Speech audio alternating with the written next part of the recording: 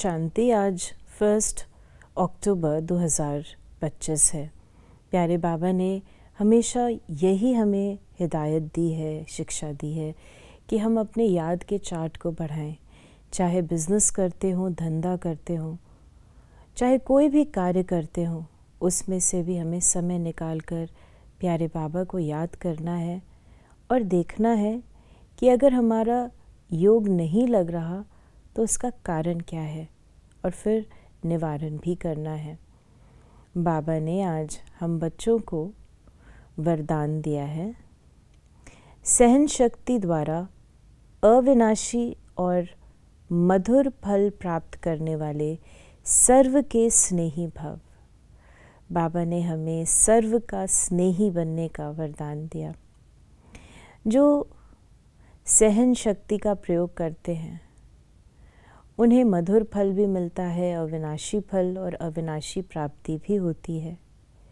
हमें ये समझ लेना चाहिए कि सहन करना शक्तिशाली आत्मा का कार्य है। सहन करना कमज़ोरी नहीं है। सहन करने का मतलब ये नहीं होता कि हम मुख से कुछ ना बोलें या थोड़ी देर तक चुप रहें, लेकिन जब हद हो जाए तो हम सब कुछ बोल दें। किंतु सहन करने का मतलब होता है, चाहे कोई हम पर कोई भी प्रकार के शब्द बोलता है या पत्थर भी मारता है, कैसी भी बात करता है, लेकिन हमारे भीतर की मधुरता समाप्त ना हो, हमारे व्यवहार में कटुता ना आए। क्योंकि जो शक्तिशाली होगा आध्यात्मिक रूप से, वही ये कार्य कर सकता है। हमें ये याद रखना चाहिए कि जैसे एक फलदायक वृक्ष पर ही पत्थर पड़ते हैं, कांटों के पेड़ पर कोई पत्थर नहीं मारता। पत्थर मारने वाला उससे मीठा फल चाहता है। इसी प्रकार कोई भी अगर हमसे मिसबिहेव करता है, किसी भी प्रकार के पत्थर रूपी शब्द को मारता है, तो वो हमसे हमारे गुणों की चेष्टा कर रहा है। अर्थात वो चाहता है कि हम उसे वो मीठे गुण जो हमारे भीतर हैं वो प्रदान करें।